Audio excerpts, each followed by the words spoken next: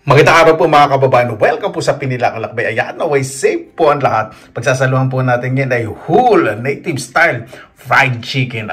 Di ba? Sa recipe po, paki-follow na lang po sa mukbang, paki-fast forward. Recipe mukbang po tayo ngayon. Meron din po tayong dalok na mangga o burong mangga. Nilagyan po pati sa sili, pampagana. Tara, samahan po ninyo ako. Sa ating pong native style fried chicken. Alam niyo po yung pinakukulang po muna yung manok bago po iprito. Pakita ko po sa inyo technique. Mas masarap po. Mas in-improve. Lalagay po muna ako ng asin. Hindi po yun maalat. Tansyado ko na po yan. Totoong paminta. Lalagay po ako ng dark soy sauce. Para maganda po yung kulay ng manok pag pinirito. Nalagay din po ang patis, ang palinamnam.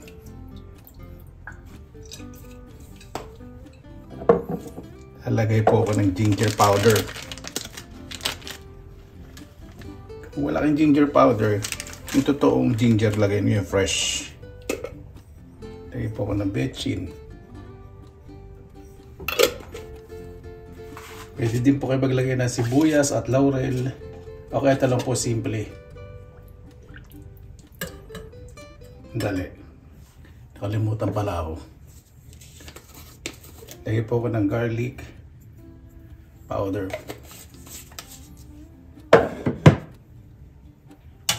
Sa inyo po kung ano pong style po ang gagawin po ninyo. Haluin lang po natin yan. Lubog na lubog po yan. At gagawin po natin po, medium heat lang po yung apoy para hindi po masira yung balat. Huwag niyo pong tatakpan . Ayan po, yan po yung perfect. Medium low heat lang po . Pinakuloan ko po siya ng 30 minutes. Hindi na po kailangan malambot na malambot. Bakit po kailangan medium low heat? Para hindi po masira po yung balat. Tanggalin na po natin. Ito muna natin ang apoy. Dahan-dahan lang po . Ito patutuluin po natin hanggang sa medyo mamula-mula po yung balat.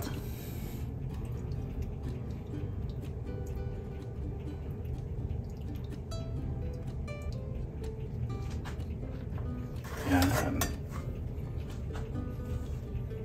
Siguro mga 2 to 3 hours. Depende po sa inyo. Gusto ko po yung talagang nanunuyo ng natutuyo. Sarap po yun. Bago prito, mas crispy.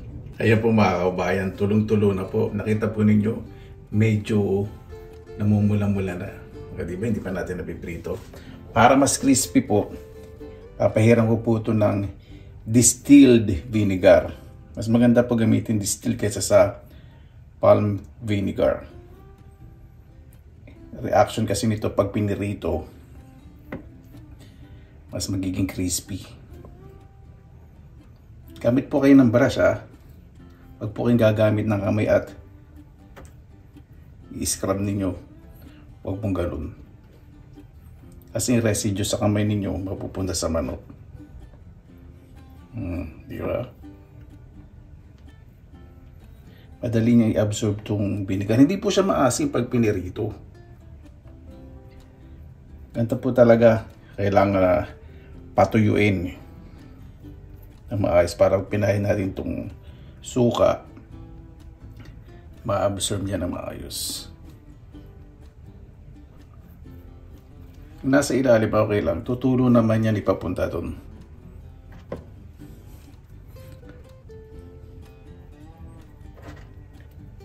Diba? Marami po talagang technique sa pagluluto ng pritong manok. Ito po yung masarap kasi walang extender, di ba? Walang harina. Natural ang dating. Yan. I-rest po natin yan ng 2 to 3 hours bago po natin iprito.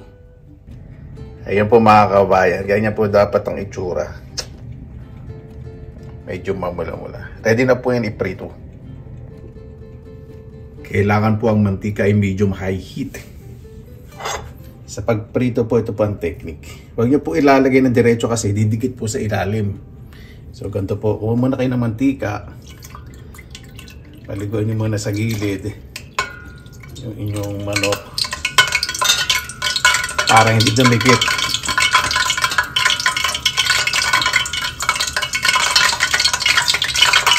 Nilagay. Ganyan niyo po muna. Yan.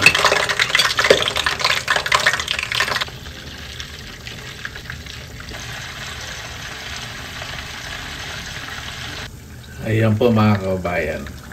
Kapag narinig niyo na pong tahimik ang mantika, ito na po yan. Tingnan natin ang isang alamat na naman. Yan, ganda po ng pagkakaprito, di ba? Panalog, panalog. Talagang crispy outside at soft inside at hindi na po siya masyadong mabigat. Ready na po. Kaya na po tayo. Mabuhay yan!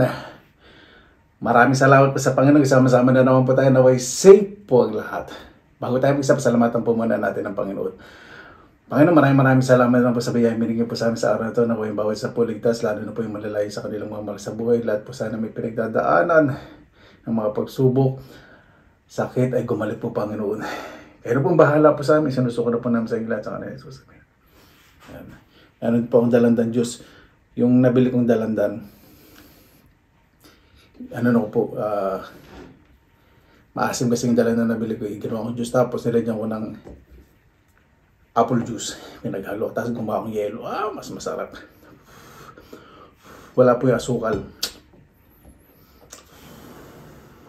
Ito po yung gusto ko, sa usahang dalo. Ganda, laban natin ngayon.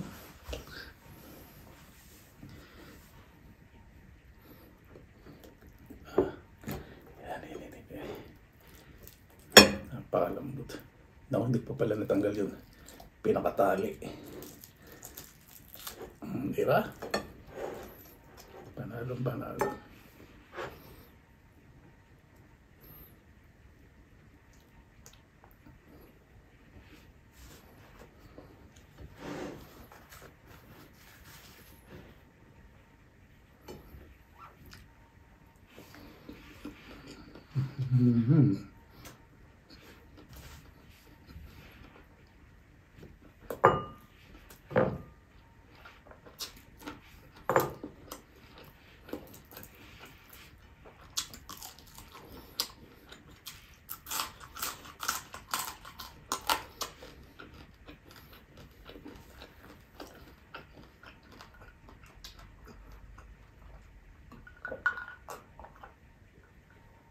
Sarap ng juice.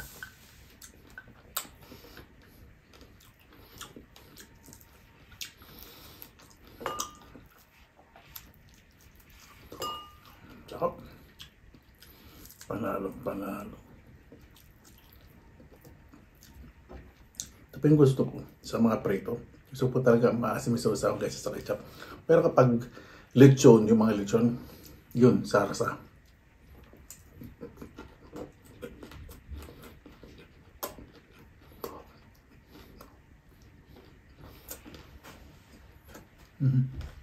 Pag natanggalin ko. Malambot po, di ba?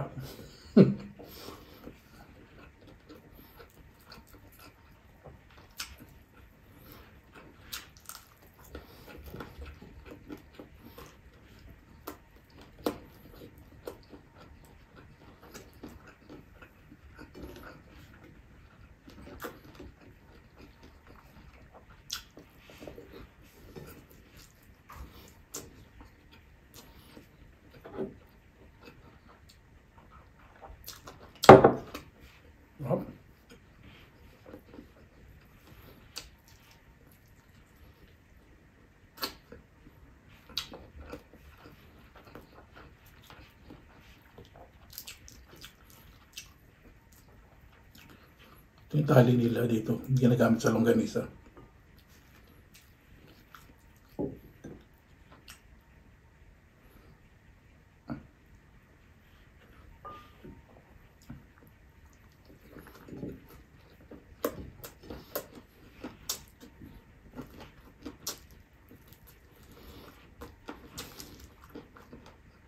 Diba?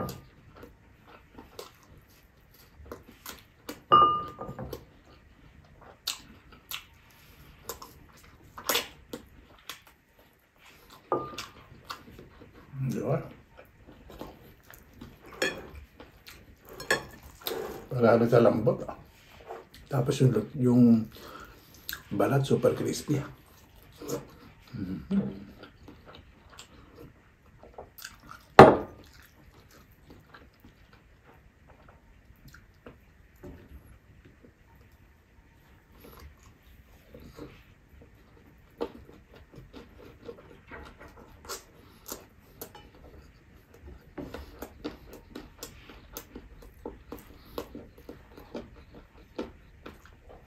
Ganyan lang yung recipe ko.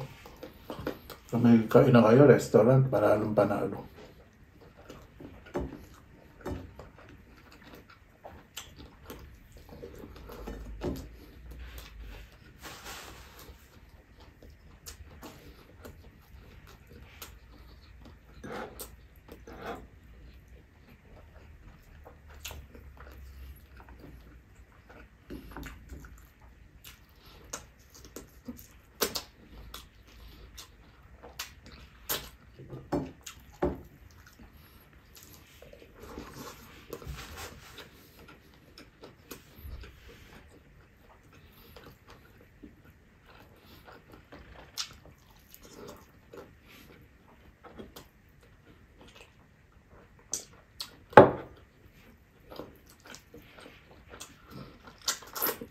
Talagang sarap to the bones. Talagang sarap to the bones.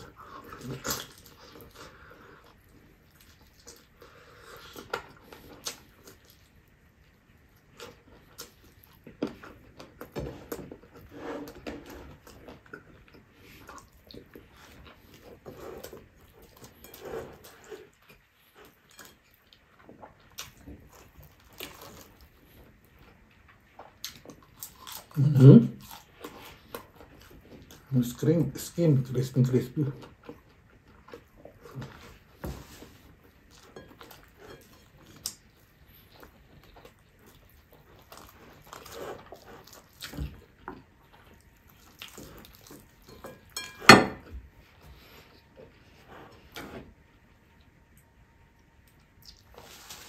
Konti lang nilagay ko ano dyan, patis. Para matungga ko ng ganun.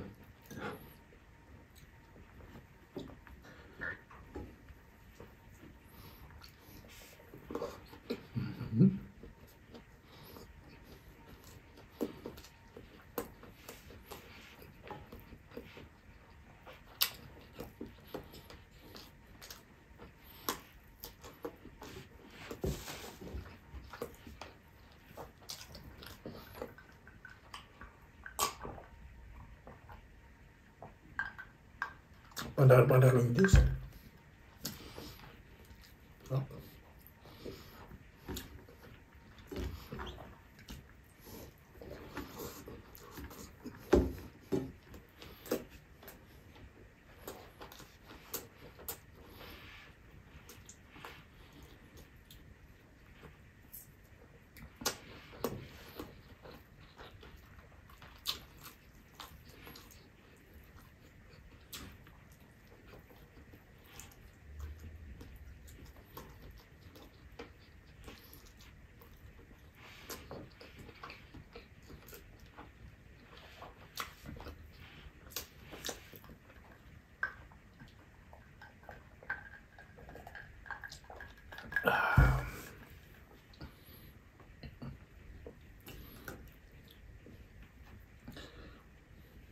Itipid kayo kasi.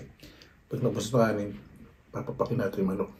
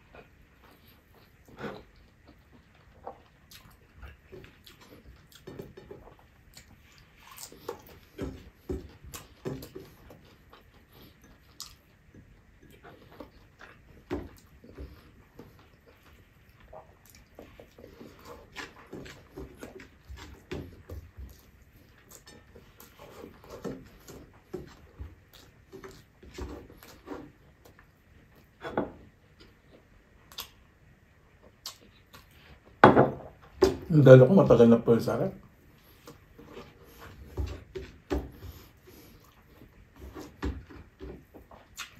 Dito ilamag.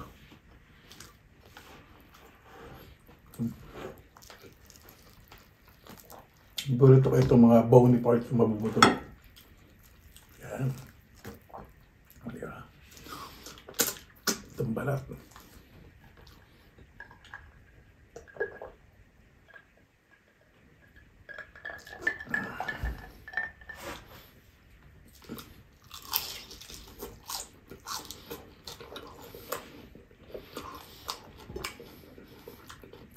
Pag serve niyo po sa akin na to, magte-trending kayo.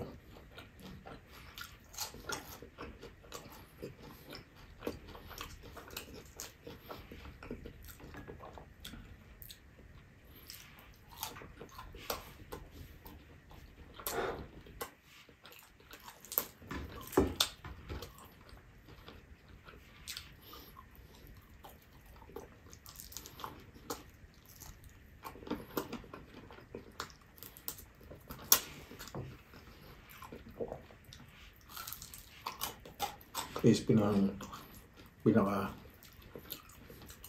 maliit na parte ng pakpak naman.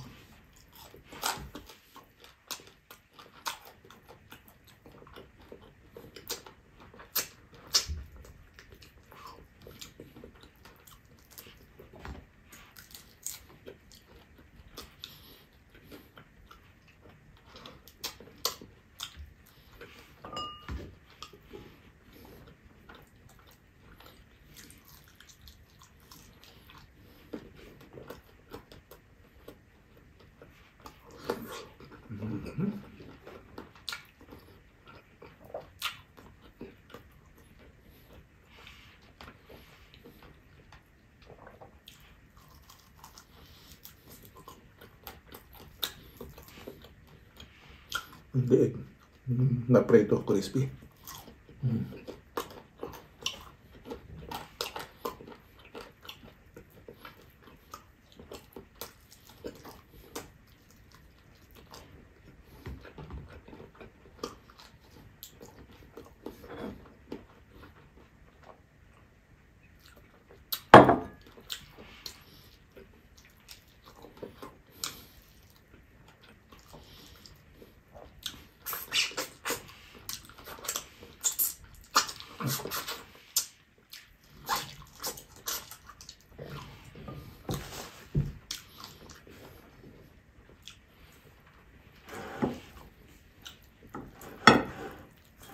Ito yan.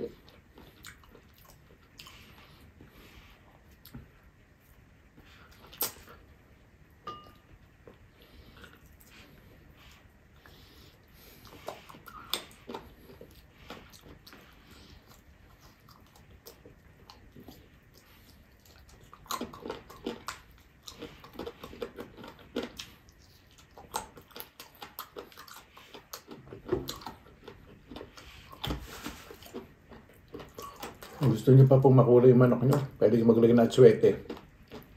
Ayun pa ng araw, yung mga manok na tinitinda, napahiran nila ng atsuete. Mapula.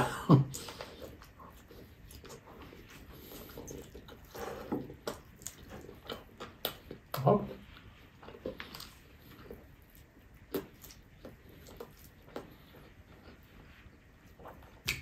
Facing bone.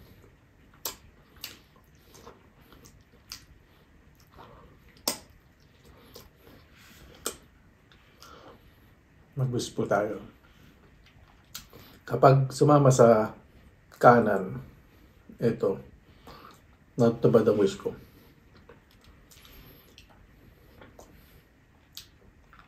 Hindi ko po nasabihin ko na wish ko. Mag-wish po tayo sabay-sabay. 1, 2, 3, go. Ay! Patas sa kaliwa. Hindi pa. Hindi pa tayo.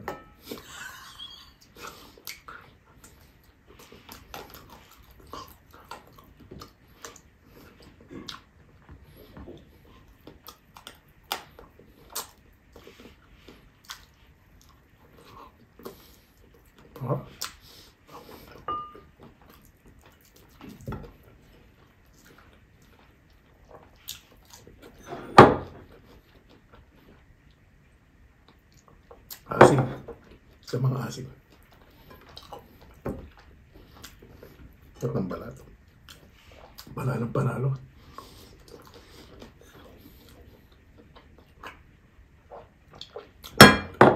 Excuse me.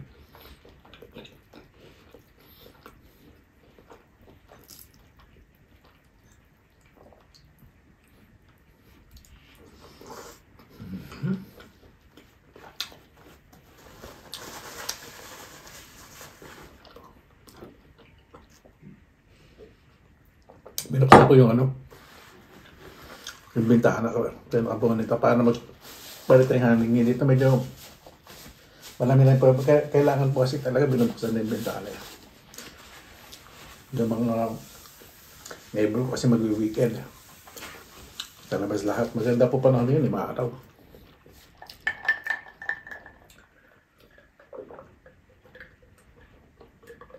Yung mga bata hindi ko po alam yung narinig. Nalaro. Ayan. Paano po bakit tayo ito? Basta pasalamatan po man natin ang Panginoon. Panginoon, maraming salamat sa biyayang po sa amin sa araw po na ito. Naway ang bawat isa po. Mas meron po pagmamahal sa puso at isipan. Alisin na po yung mga pamimintas po sa kapwa, mga hindi nakikitang maganda. Mas mag-focus po sa sariling kagandahan ng loob, sariling buhay para po sa ikaw-usad, ikabubuti po ng buhay at ng pamilya po, Panginoon. Kaya po bahala po sa amin, isinusto ko na po namin sa inyo lahat sa kanila na Jesus, amen. Para po, maraming salamat po sa inyong oras na ilan sa Pinilang Lakbay. Basta lagi pa tayong positive vibes, good vibes. God bless, ingat po lagi mga araw. Laban na!